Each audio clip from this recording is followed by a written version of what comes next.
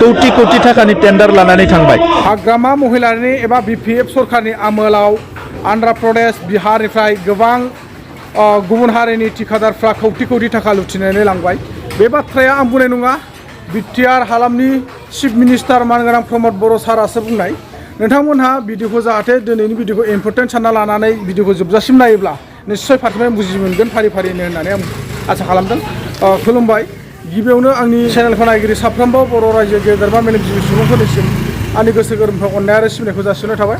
दिनै आङो नोंथांमोननो मानि थाखाय बा मानि सोमोन्दै भिडिअ लाना फैदों नोंथांमोना आङो सिगाङाव भिडिअ इन्ट्र' होनाय नुनानै निश्चय बुजि मोनदों दिनैनि दिनाव आङो मोननै भिडिअनि सायाव माने नोंथांमोनजों सावराय होननानै लाना फैदों मानगोनां प्रमद बर' बिथाङा बिक्रम दैमारिनि सायाव माखासे रिप्लेस होदों बिक्रम दैमारि बिथाङा माखासे गोबां माने प्रमद बर'नि सायाव कन्टेन्ट लाबोबाय थादोंमोन बिनि सायाव प्रमद बर'आ माखासे रिप्लेस होदों माने अर्थात फिननाय हरदों बिक्रम दैमारिया माब्लाबानि समाव माने कलेज एबा स्कुल प्रफेसनेलाइज खालामनायनि माब्लाबा सोमावसारफेरदोंमोन नामा जोंसो सोमावसारदों होननानै प्रमद बर' बिथाङा बुंदों दा बिनि सिगां आङो नोंथांमोननो बिक्रम दैमारि बिथाङा प्रमद बर' बिथांनि सायाव माबायदि एबा मा खोथा बुंगासिनो दं अर्थात इउपिपिएल सरकारनि सायाव मा खोथा बुंगासिनो दङ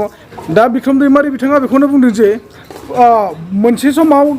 मैया दाख्लैखौनो नांगोन जोङो बै साननैसो गेजेराव गोबां बर'फोरनि गेजेराव गुवाहाटीयानो जा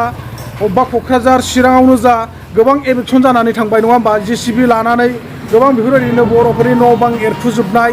गासिबो धंस खालामलांनाय मन्दिर गिर्जा बायदिसिनाखौ साफा माने लेथें फेथें खालामना गालांजोबनाय बिनि सायाव बिक्रम दैमारि बिथाङा माखासे खोथा बुंदों दा बेफोर बाथ्राया नंगौ सियर मानो होनना बुङोब्ला बे बाथ्राखौनो माने बिक्रम दैमारि बिथाङा बुंदों जे बे एबेक्सन खालामनाय समा हाग्रामा महिलारिनि आमोलावमोन ना बले प्रमद बर'नि आमोलावमोन दिनै बेफोरबायदि एबेक्सन खालामनांगौ होननानैनो प्रमद बर'आनो खुद गावनो लिरनानै लाना फैबाय आसाम सरकारनिफ्राय बा सेन्ट्रेल सरकारनिफ्राय होननानै बिक्रम दैमारि बिथाङा बुंदों प्राइमारि आन्दाराव बे गामि 4 नम्बर सामुदैसायाव आं फैदों आं बेखौनो क्लियार खालामफैदों रायजो राजानि सिगाङाव जोंहा जा एबेक्सन जालांबाय जोंनि बर' बिसाफोरखौ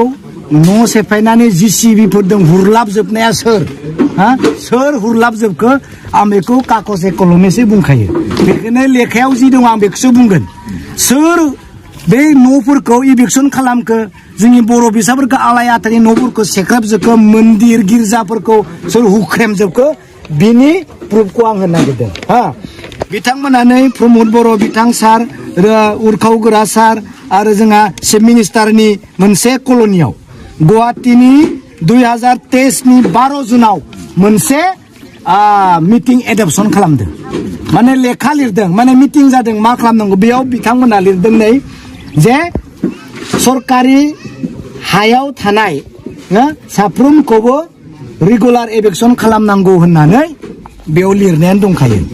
दा दाया सोरनि नङा होमबा दाया सोरनि बेयावनो प्रमद बर' बिथाङानो लिरनानै लाना फैखाबाय जे एबेक्सन खालामनांगौ सरकारि हायाव थानाय रायजो राजा बर'आनो जा सिमसेयानो जा बांगालानो जा गासैखौबो एबेक्सन खालामनांगौ होननानै नै लेखायावनो दंखायो बे लेखाखौ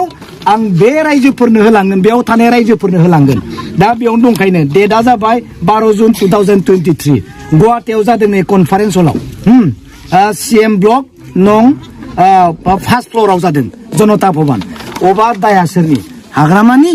ना प्रमद बर'नि प्रमद बर'आसो गभर्नमेन्ट प्रमद बर'आसो बे लेखाखौ लाना फैदों बिनिखायनो इलेक्सना कन्टिनिउस जागासिनो दं दा इलेक्सननि थाखायसो स्टप थाथ'दों आं खुगाजों बुङाखै लेखायासो बुंदों एबेक्सन खालामनांगौ होननानै लिरनाय दंखायनो मस्ट इम्परटेन्ट होनना लिरनाय दं बे रायजोनो होलांगोन आं बुंदों जायखिजाया माहारियारि आफादानो फैया मानो सों एबेक्सन खालामनो थाखाय मानो लेखा लिरखो प्रमद बर' बिथांनि नेताफोरा फैयोब्ला सोरबा एमपिनि थाखाय इलेक्सनाव फैयोबा रायजोफोरखौ आं बुंखादों सों बे लेखाखौ मानो लिरना लाना फैखो हा होनोसो नागिरदों नोंसोरो जोङो थानो थाखाय हा होनो नागिरदों खिन्थु नोंसोरो लेखायाव लिरखुमादों सिरि गासिबो एबेक्सन खालामनांगौ बेथ' आलादा जाबायना बिनिखायनोथ'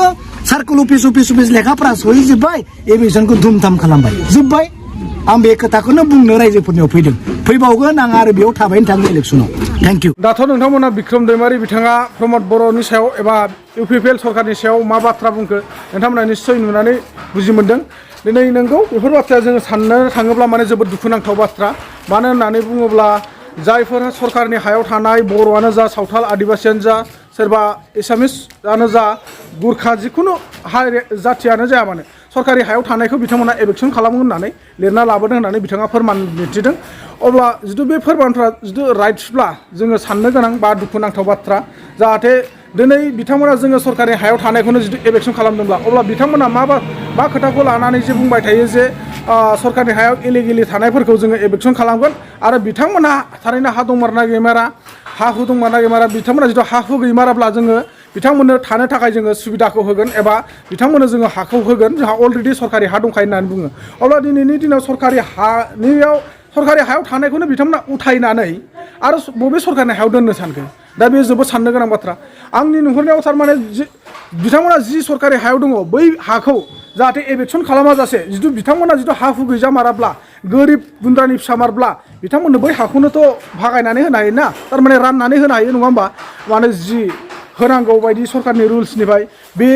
बिथिंनि गेजेरजों बिथांमोना माने अनसायनानै गावजों गाव बर' फिसा होननानै माने साननानै नायनानै माने बेखौनो माने राननानै एबा थोरायनानै होयोब्ला मोजां जागोन होननानैसो आं नुहुरदों आंहा बेयाव गोबां खोथा बुंनांगौ गोनांथि गैया नोंथांमोना बुंहरनो हागोन मा सानदों एबा मा नुहुरदों कमेन्ट सेक्सननि गेजेराव फोरमायहरनो हागोन दा बेल' नङा जि गोबां आरो कलेज स्कुलनि खोथा बुंदों प्रफेसनेल खालामनो हाया माया प्रमद बर'मोनानो लिरनानै लाना फैखानाय बैफोरबायदि बाथ्राखौ गोबां माने बिक्रम दैमारिया आरो गोबां खोथा बुंदों ससियेल मिडियानि गेजेरजों दा कलेज बायदिसिनाफोरखौ जिथु थारैनो जिथु प्रफेसनेल खालामनो हामारनायनि जिथु राहा गैयाब्ला अब्ला जों मा जागोन जोङो नुनो मोनो जे जिथु बेफोरबायदि जोंहा सोलोंथाइ लानायनि लामायावबो जिथु सरकारनिफ्राय जिथु अनसुंथाइ मोनाब्ला एबा सरकारि स्कुलफ्राव जोंहा कलेजफ्राव जोंहा लाइमोन सेंग्रा सिख्लाफ्रा फरायफुबाय थानाय गथ'फ्रा जिथु फरायनो मोनाब्ला जोंहा जोबोद दुखुनांथावना जागोन नङा होमबा दा बेखौनो आं सानो जिथु बेफोरबायदि थारैनो जिथु लिरनानै लाबोमारदोंब्ला बिथांमोना उइद्र' खालामनो हानाय माबा मोनसे बेबस्था दंब्ला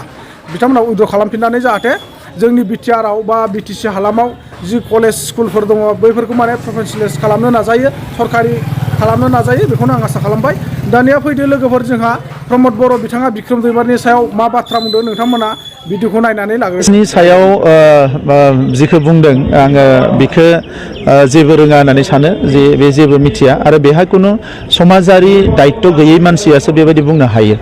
कलेज प्रभिन्सियेलाइज जानांगौ होननानै बिक्रम दैमारिया मालाबाबो सोमावसाराखै जों सोमावसारदों स्कुल प्रभिन्सियेलाइज जानांगौ होननानै बिक्रम दैमारिया मालाबाबो सोमावसाराखै जों सोमावसारदों जोङो थांनाय 15-20 बोसोर फरायसालिया प्रभिन्सियेलाइज जानांगौ फरायसालिमाया प्रभिन्सियेलाइज जानांगौ मास्टारनि साख्रिया जानांगौ लेखा सम मथे मोननांगौ बेफोर सोमावसारनायाव जों दङमोन बिक्रम दैमारि होननाय एम्फौबो नुवाखैमोन आं बेवहाय दा गोदानै बिथाङा हाग्रामा महिलारिनि उनथिं थानानै गावनि राजखान्थि लाभालाभनि थाखाय बायदिसिना बाथ्रा बुंदों आं बिथांखौ बुंदों जे बेबायदि बाथ्राखौ बुंनो नाङा आसाम सरकार आरो बिटिआर सरकार सावरायनानै बे 10खान कलेजखौ प्रभिन्सियेलाइज खालामनाय जादों आरो काउन्सिलखौ अथराइज खालामदों जे काउन्सिला बेखौ प्रभिन्सियेलाइज खालामनांगौ आरो एसअपिडि फान्डनिफ्राय बिथांमोननि सेलारिखौ होनांगौ आरो जि समाव आसाम सरकारा 2025आव एमेन्डमेन्ट लाबोबावगोन बै समाव बे गासैबो कलेजा प्रभिन्सियेलाइज जागोन बिनि अनगायैबो बाखि थालांनाय कलेजखिनिखौबो प्रभिन्सियेलाइज खालामनो थाखाय जों आसाम सरकारजों सावरायगासिनो दङ दा बेवहाय बिक्रम दैमारिया ना लाग्रा ना होग्रा ना बियो आन्दलन खालामग्रा ना मा बे सासे ठिकादारसोमोन दिनै माने बिपिएफनि हां थिफु थिफु समाव फैनानै माने ससियेल मिडियायाव ओंखारनानै जानला मानला बुंबाय थाबानो ना स्कुल प्रभिन्सियेलाइज जागोन ना कलेज प्रभिन्सियेलाइज ना बिक्रम दैमारिया बेखौ मावनो हायो ना मा खालामनो हायो दा नंखायनो जाय खामानि मावदो बेखौ डिसकारेज खालामनाङा बर'नि social movement political movement cultural मुभमेन्टआव कुनु पदे बिक्रम दैमारि होननाय एम्फौ मासेबो नुफेराखैमोन आं दा नंखायनो दिनै बिथांनि बुंनाय बाथ्राफोरखौ रावबो खेराया बिथाङा गावनो बाब्राबगोन गावनो सेर जागोन बिथाङा जोंनि समाव बुंबाय थादों जे कन्ट्रेक्टरफोरखौ बाहेरनि लाबदो बायदिसिना नोंथांमोना दिनै सोंबाय जिथु आं बुंनो नागिरदों बिथांनो फैथों बिथांनो तथ्यफोरखौ होगोन बिहार अन्ध्र प्रदेश बाहेरनि कन्ट्रेक्टरफोरा सिगां जाजोबना थांजोब्बाय कौटि थाखानि टेन्डार लानानै थांबाय दा बेबायदि थासारिफोरखौ दिनै आं बुंनो नागिराखैमोन मानोना बेबायदि गोबां मोजां सुबुंफ्रा बुङोब्ला सोरबा दायित्वशील सुबुङा बुङोबा एन्सार होनो हायो बिपिएफआव ओरैबायदि दुखुनांथाव जाबाय फैनानै 17 बोसोर सरकार सलायनाय बिपिएफआ दिनै बिक्रम दैमारियासो स्पक्सपारसन जानांनाया बिनिख्रुइ दुखुनांथाव आरो जेबो गैया